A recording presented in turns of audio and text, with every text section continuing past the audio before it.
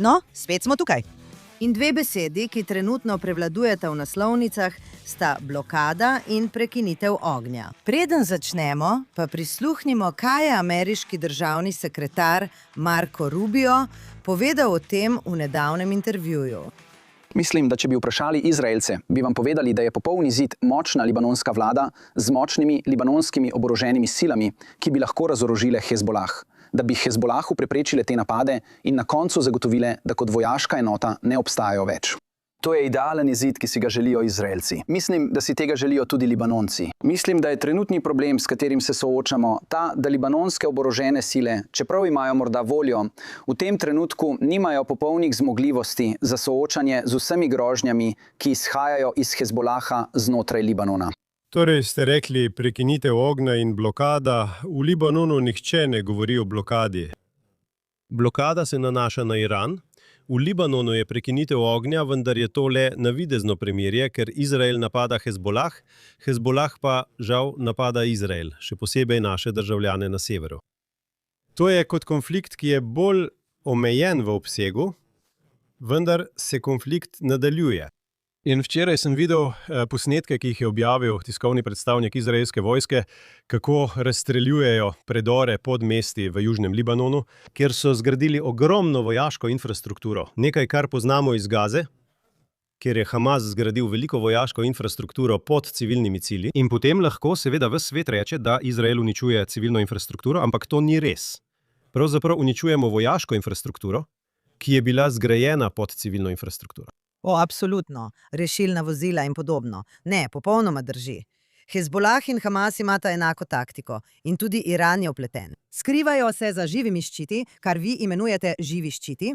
Tako da, ko smo napadeni, ko je Izrael napaden in se odzove, zadene tarče, ki jih svet ali protiizraelski svet imenuje civilne tarče.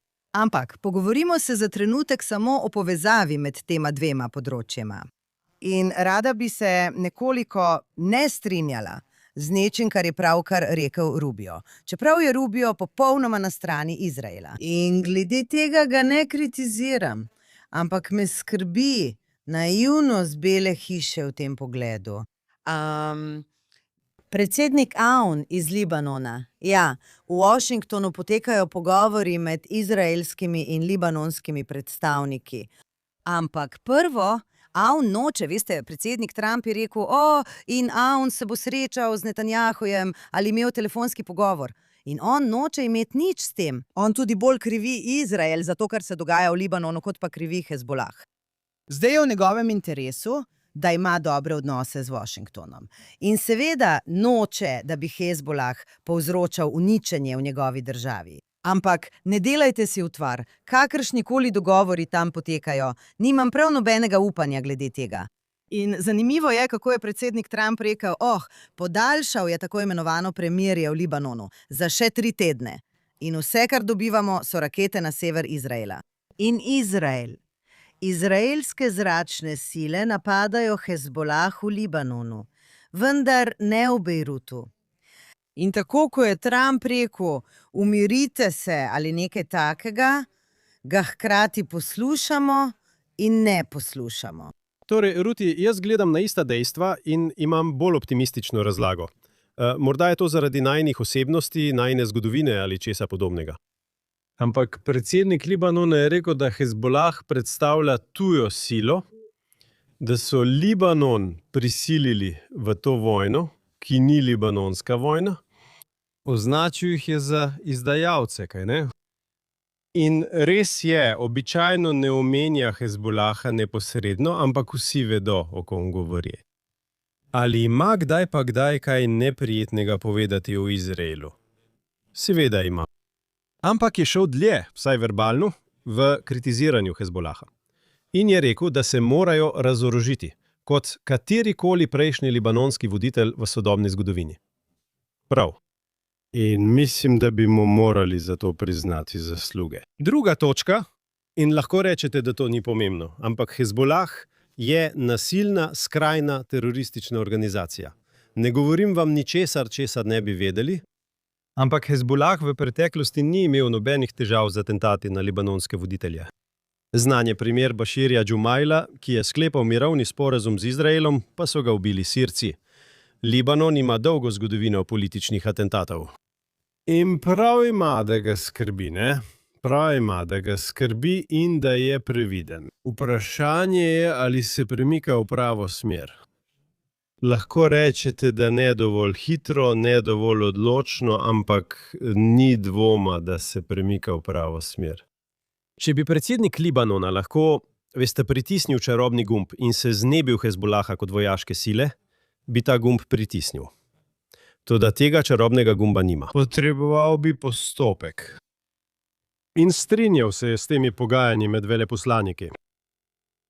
Še ni privolil, čeprav je predsednik Trump očitno preuranjeno napovedal, da se bo srečal z Netanjahujem, očitno se to kmalu ne bo zgodilo.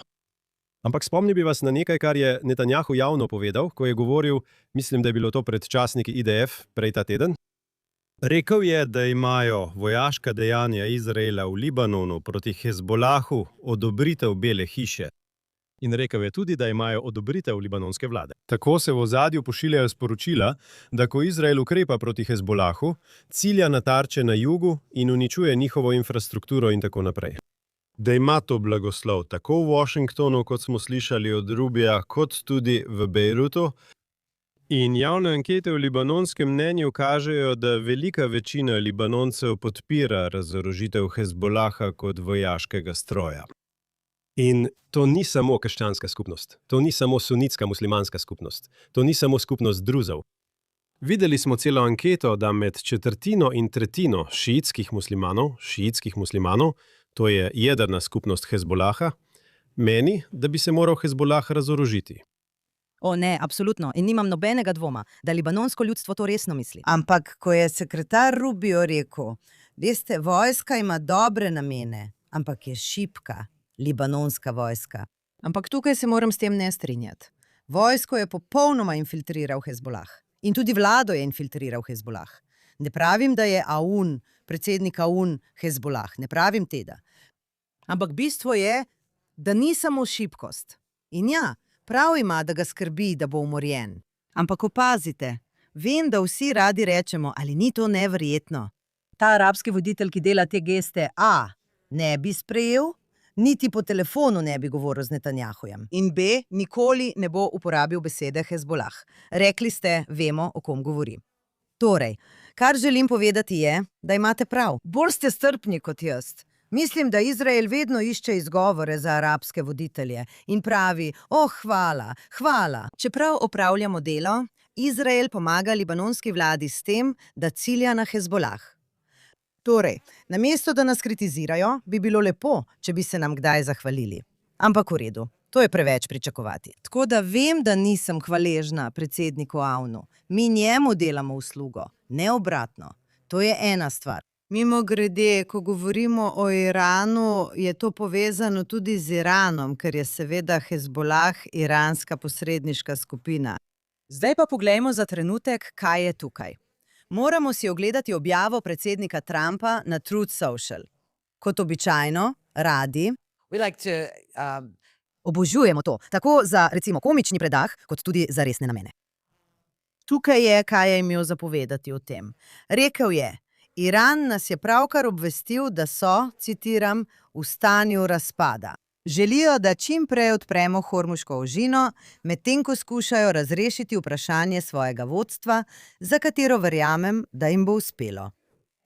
Klicaj. Hvala za vašo pozornost glede te zadeve, predsednik Donald J. Trump.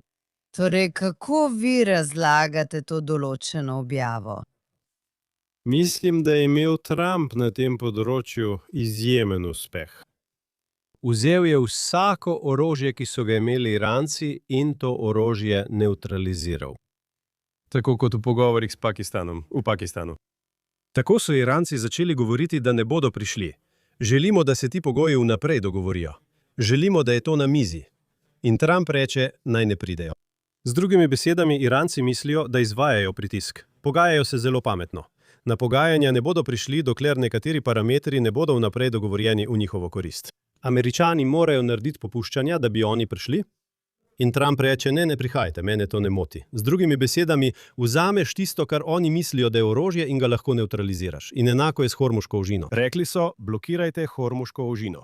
Slišal sem različne strokovnjake, tako imenovane strokovnjake, tako v Izraelu kot v Združenih državah, ki so rekli, no, to je pomembnejše kot jedrsko orožje, ker z jedrskim orožjem lahko uničiš mesto. Oni pa lahko zadušijo celotno svetovno gospodarstvo. Imajo nekaj, kar je pomembnejše od jedrskega orožja. Lahko zaprejo Hormuško ožino in uničijo svetovno gospodarstvo. To je veliko močnejše od jedrskega orožja. In kaj je naredil Trump? Vzel je tisto, kar so oni imeli za orožje in to obrnil na glavo. Spremenil je to v orožje proti njim. Tako je. In z blokado Irana, tako kot je blokiral Venezuelo, kot zdaj Združene države blokirajo Kubo, kaj ne? Počasi, a zanesljivo to dosega brez vojaških sredstev v tem trenutku. Ne meče bomb. Ampak ali režim trpi? Ali režim plačuje ceno? Ali lahko tak režim obstane, če ne morejo zaslužiti ničesar, ker ne morejo izvažati svoje nafte? To je zdaj strategija. Blokada bo potrebovala čas, da bo učinkovala. Ampak verjamem, da je to zanimiva strategija. To ne pomeni, da mu ni treba občasno uporabiti vojaške sile. Ampak mislim, da je ta strategija blokade lahko zelo uspešna, ker vemo, da so bili prav ekonomski elementi tisti, ki so ljudi spravili z ulic januarja na začetku tega leta. In če se ta ekonomski pritisk nadaljuje, režim ne more plačevati svojih ljudi. Ne more plačevati svojih revolucionarnih gardistov, svoje vojske in tako naprej. Bi to lahko bil način, da s pritiskom dosežete dogovor, ki ga želite, glede jedrskega vprašanja, ali pa bi to lahko na koncu pripeljalo do zamenjave režima? No, zagotovo, upajmo. In mislim, da je predsednik Trump pri tej strategiji odličen. In popolnoma se ne strinjam z vsemi tistimi, ki pravijo, da nima strategije zaradi svojih objav na družbenih omrežjih. Mislim, da lahko vidimo jasno strategijo. In nikoli ni okleval povedati, da bi raje ne uporabil vojaške sile. To ni presenečenje, kaj ne? Pravi, da bomo to naredili na kakršenkoli način, bodisi na dober način ali na težji način. In mi raje izberemo lažjo pot. In v bistvu ves čas pošilja Islamski republiki sporočilo. Sporočilo je, ste zdaj pripravljeni. Zdaj boste opustili svoje jedrsko orožje. Zdaj mi bomo prišli in bodisi boste predali svoj obogateni uran, ali pa ga bomo vzeli sami. To je vedno znova isto sporočilo. In pogovarjali se bomo z vami. Želite govoriti? Poznate našo številko. V redu, pogovorili se bomo. Se želite srečati v Pakistanu? Srečali se bomo v Pakistanu. Ne boste dobili jedrskega orožja in se boste odrekli obogatenemu uranu. Zdaj, kar je tudi zanimivo pri vsem tem, je, da Izraelci, mi iz naše perspektive, gledamo na to zelo drugače kot Američani v Združenih državah, ki to vidijo kot oddaljen konflikt. In če vidijo, da se jim cene goriva na črpalkah zvišujejo, jih to zelo vznemiri, kar vsi razumemo. Gospodarstvo za vse nas je problem, ko se cene zvišujejo. Izraelci to vedo še bolje kot Američani. Ampak spregledajo širšo sliko. In rada bi tudi povedala, da ne vidijo, kako pogumni so iranski ljudje. Ker če mislite v Ameriki, da plačujete še $1 več za gorivo ali kaj podobnega, imajo Iranci pomanjkanje hrane. Nimajo interneta. Njihov denar, njihov rial, ni vreden nič. So terorizirani. Večino dneva nimajo elektrike, nimajo vseh vrst vode. In vendar se manj pritožujejo nad svojo stisko kot Američani, ki jih skrbi rast cen goriva. In vem, da Američani ne razumejo, zakaj je to njihov problem. To je problem vseh na Zahodu. Ampak o tem lahko govorimo kasneje, to je druga razprava. Ampak povem lahko, da zdaj že slišimo poročila. Težko nam je vedeti zaradi razmer z internetom v Iranu, vendar naj bi se protesti kmalu ponovno začeli.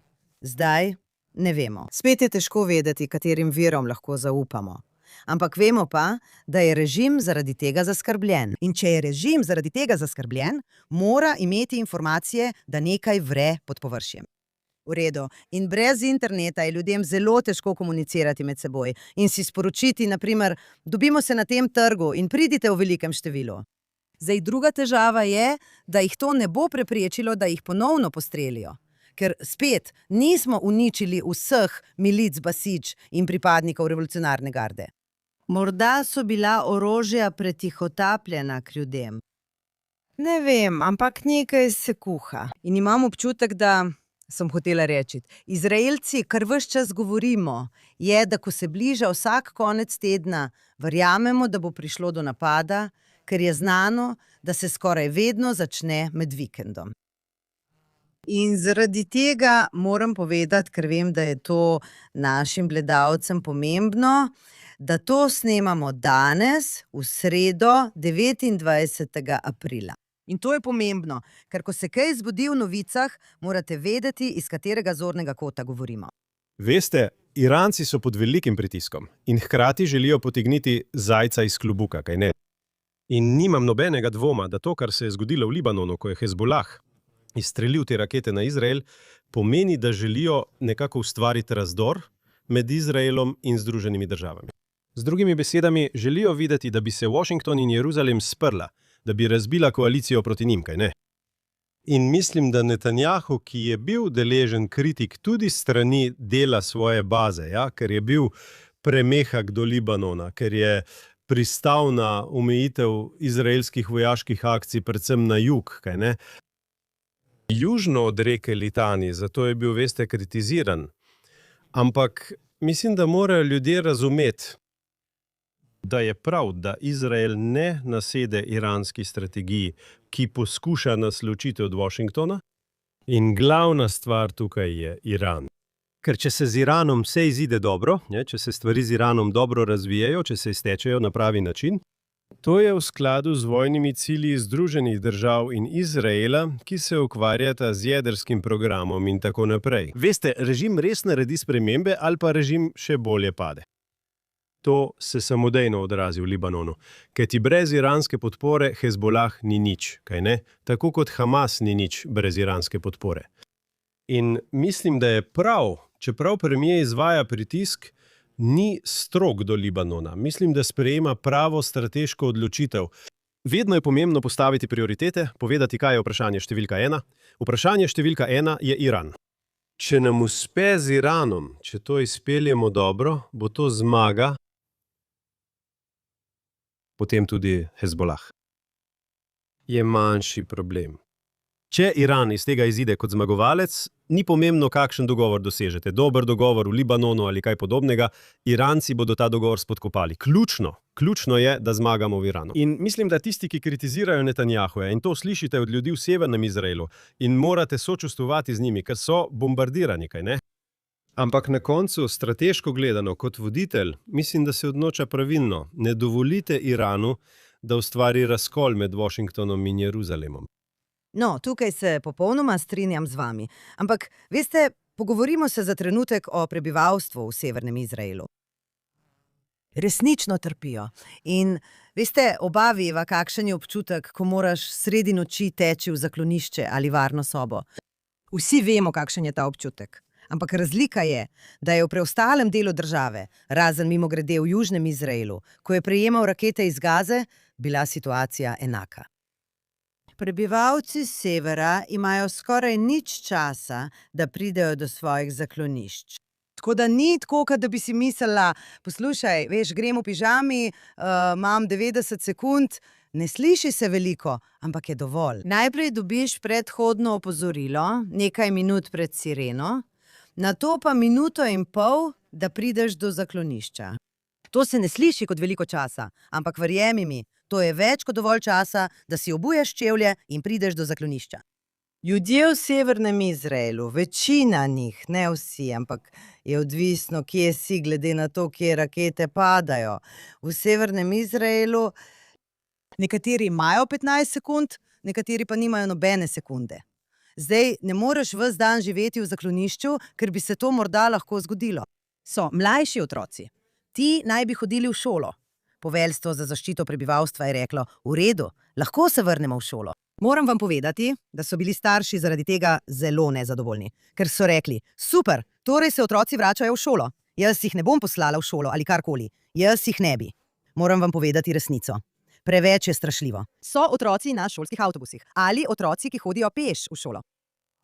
To je preveč nevarno, ker nikoli ne veš, kdaj bo priletela raketa. Mislim, da ljudje, ki ne živijo v Izraelu, in celo tisti, ki ne živijo na severu Izraela, ne razumejo, kako grozna je ta situacija.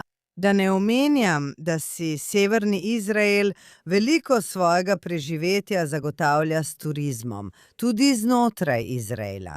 Airbnb-ji, restauracije, tam so kraji za obisk, veste, pohodi v naravi in vse to. In ko letijo rakete, ljudje nočejo iti tja. Restauracije nimajo gostov, vse te stvari, grozonje. Ti ljudje res trpijo. In mi in premier Netanjahu, on se je na to odzval in njegova strategija je pravilna. Ampak res postane jasno, da ni nobene možnosti, da bi se Izrael kmalu umaknil iz južnega Libanona, ne vem, celo v daljni prihodnosti. Tako je izraelska vlada večkrat povedala. Ostali bomo v južnem Libanonu, dokler Hezbolah ne bo več predstavljal varnostne grožnje. In ostali bomo tam. In medtem, ko smo trenutno tam, v okviru tako imenovanega premirja, kot sem rekel pred trenutkom, uničujemo vojaško infrastrukturo Hezbolaha. Da uničujemo vojaški stroj, vojaško infrastrukturo, ki so jo gradili leta, če ne desetletja. In tako je vsak trenutek, ko smo tam, dobro izkoriščen čas. Seveda plačujemo ceno. Mislim, da je bilo od začetka te operacije v Libanonu ubitih 16 izraelskih vojakov. Kar zadeva življenja mladih moških, je cena visoka, vendar je to nujno. In tukaj mislim, da je kritika vlade, kritika Netanjahujeve politike, da bi radi sedeli na dveh stolih. Po eni strani pravijo, obljubili ste nam premirje, a še vedno izstreljujejo rakete.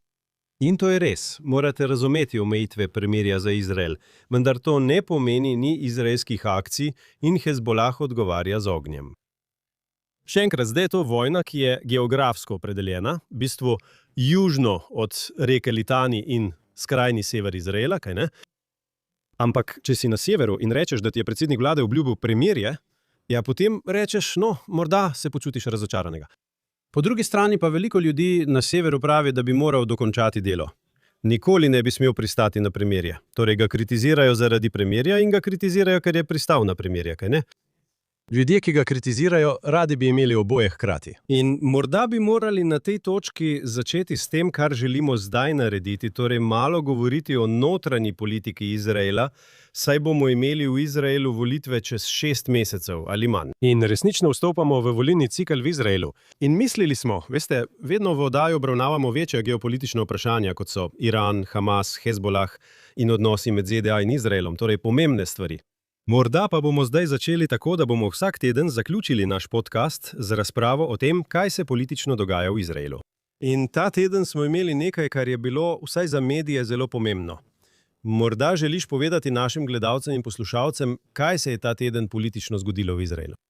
V redu. In mimogrede, zanimivo je tudi to, da bodo približno mesec dni po naših volitvah v Izraelu ali celo prej v Združenih državah začeli s svojimi umestnimi volitvami.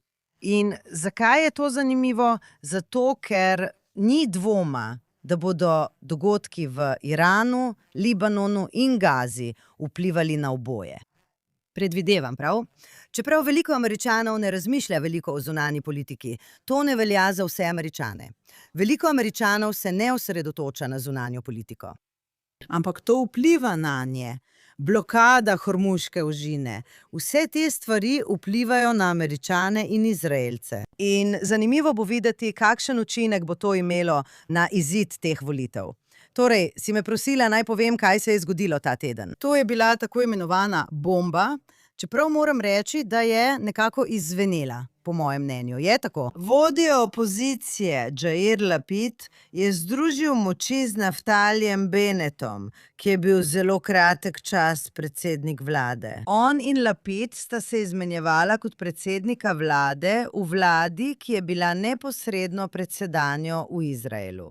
Združila sta moči in ustvarila stranko, imenovano Together, Bej Ahad skupaj. In ko sta predstavila to stranko, je Naftali Bennett povedal, da bo on predsednik vlade in da se ne bo izmenjeval z Lapidom. In kar je zanimivo pri tem je, da sta vstala, da predstavita svojo stranko. In na odru, veš, stala sta drug ob drugem za 2 govorniškima pultoma. In kar je Naftali Bennett rekel v svojem uvodnem nagovoru, je bilo: Jair Lapid in jaz se ne strinjava glede naše politike in zato je to dobro. Zato je dobro, da smo v isti stranki. In njegova ideja je bila, veš, smo razdeljena družba in to bo zacelilo razkole. To je malo podobno ameriški različici, ko rečemo, da segamo čez strankarske delitve. Kaj pa ti misliš o tem? Pravzaprav je Naftali Bennett uporabil močnejše sporočilo ali podobo za Izraelce. Rekel je, da je to kot vojaki, ki se borijo na prvi črti. Nekateri izmed njih imajo levičarska prepričanja, drugi desničarska, a vsi se borijo kot ekipa. In to prinašamo v politiko. Jaz in Jair Lapid, je rekel Bennett, se ne strinjava glede vsega. Ampak mi zaradi države oblikujemo to zavezništvo.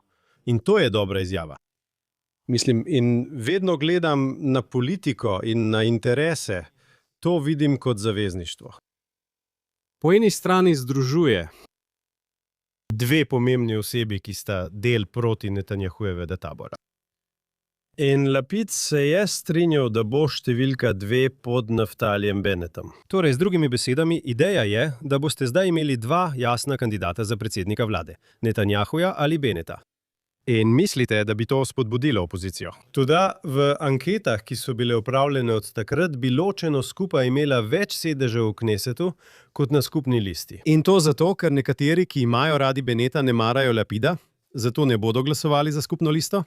In nekateri, ki imajo radi Lapida, ne marajo Bennetta in tudi oni ne bodo glasovali za skupno listo. Tako so izgubili nekaj sedežev. In drugič, mislim, da je veliko resnih političnih analiz pokazalo, da nobeden od njiju ni imel izbire. Oziroma nobene prave politične izbire, ker so bili Lapidovi rezultati v vseh anketah v zadnjih mesecih zelo slabi. Ja, ali lahko to rečem v tem podcastu? Mislim, da lahko. Mislim, da ima trenutno 24-23 sedežev v sedanjem Knesetu, v anketah pa je dosegal enomestne številke. Bile so celo ankete, ker ni presegel praga. Zdaj vodja opozicije, ima veliko parlamentarno zastopanost, tudi njegova stranka je kazala, kot da se sooča z volilno katastrofo. Zato je bila njegova potreba, da se z nekom združi, zelo, zelo močna. In Bennettove številke so bile precej višje, vendar so njegove številke padale. Bil je na negativni poti, izzival ga je Isenkot, o katerem danes ne bomo govorili, vendar je še en izmed tistih v opoziciji, ki se je v nekaterih anketah že približeval in celo prehiteval Lapida. Bennetta moram reči. In iz teh razlogov sta oba največ pridobila, ker v Izraelu po našem sistemu dobiš volilno financiranje glede na število poslancev Kneseta, ki jih imaš v odhajajočem Knesetu. Tako Bennett dobi finančno podporo in logistično podporo te stranke, Jesh Atid, Lapidove stranke, ki ima strukturo, denar in tako naprej. In Lapid dobi nekoga, ki bo teoretično prinesel več glasov, kot bi jih lahko sam. In zato bi lahko dejansko rekli, da sta bila oba šibka ali šibkejša, kot sta upala, zato sta bila prisiljena sodelovati. Prav, ampak da bo ljudem jasno, Jair Lapid je vodja opozicije, ker je imel drugo največje število sedežev v Knesetu, takoj za Netanjahujevo stranko Likud. V redu, tako je. Vodja opozicije je tisti, ki vodi drugo največjo stranko. Da je začel izgubljati. Začel je izgubljati v anketah, dejanske sedeže pa ni izgubil. In to je zdaj pomembno, ker Bennett nima nobenih sedežev. Bennett, ko praviš, da so njegove številke visoke, govoriš o anketah. Prav, Bennett je vedno dosegal boljše rezultate v anketah kot na volitvah, ampak to je druga tema. In rada bi samo nekaj povedala o tem. Bila je zelo pametna metafora, da sta dva fanta v tanku, si delita tank in imata nasprotna politična stališča, ampak sodelujeta. To je odlična, veste, rekla bi metafora, ampak ni natančna. In razlog, da ni natančna je, ker tisti fantje v tanku so podrejeni politiki nekoga drugega. Imajo načelnika generalštaba vojske, so v tem skupaj, so bratje po orožju. Ne maram uporabljati tega izraza, ker je za skrajno levico, za levo organizacijo, ampak so tovariši po orožju v bitki, kot bi tudi moralo biti. Sploh jim ni treba vedeti, kakšna je njihova politika. Vedeti morajo, kdo je lojalen in kdo je borec. V politiki krojijo politiko. In zato, če imaš nasprotna mnenja, to sploh ni isto.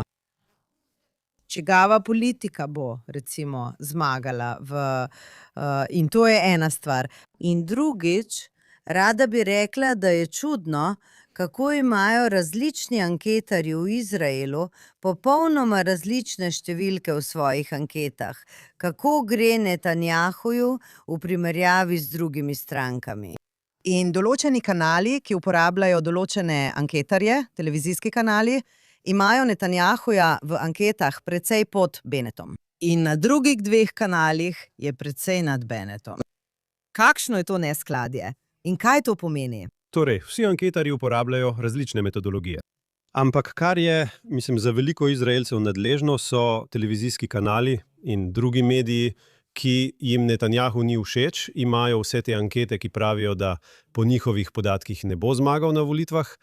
In drugi mediji, ki so bolj naklonjeni Netanjahuju, njihove ankete pravijo, da bo zmagal. Vse je popolnoma pristransko. Američani to verjetno razumejo, ker če gledaš CNN, ti Trump ni všeč.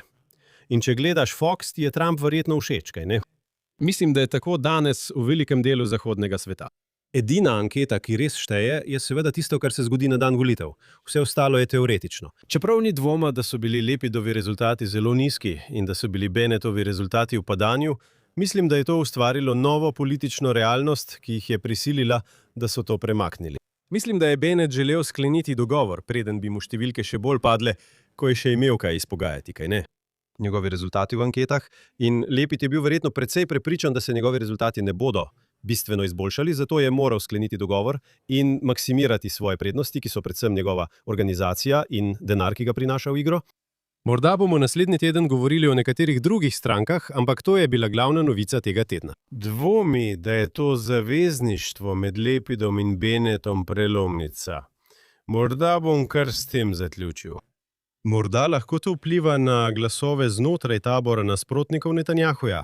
Ne mislim, da to prinaša kakšne glasove, ki so teoretično neodločeni med levico in desnico, če lahko tako rečeš v Izraelu. Ljudje, ki razmišljajo, da bi volili Netanjahuja, zdaj bodo glasovali za ta seznam. Z drugimi besedami, to bo bolj spremenilo, kako ljudje glasujejo v taboru nasprotnikov Netanjahuja. Mislim, da ne bo vzelo glasov iz enega tabora v drugega. Lahko se motim, ampak tako jaz razumem. Prav. In naslednji teden bomo tudi ponovno razložili, zakaj je to drugačen sistem kot recimo v Združenih državah. In kot pravim, Združene države niso edina druga država na svetu, ampak za naše namene in to vojno so Združene države najpomembnejše. In naši sistemi so različni. In zato je včasih Američanom težko razumeti naš sistem, kako deluje in kaj to pomeni. Zmagaš na volitvah ali pa ne. Ni tako enostavno kot v Združenih državah. In s tem bomo videli, kaj se bo zgodilo. In kdo ve, kaj se dogaja, kot rečemo, vsak teden, kaj se bo zgodilo ta konec tedna glede Irana. Prepričan sem, da nam bo predsednik Trump dal nekaj, o čemer bomo lahko govorili. Zagotovo. Se vidimo naslednji teden, Rati.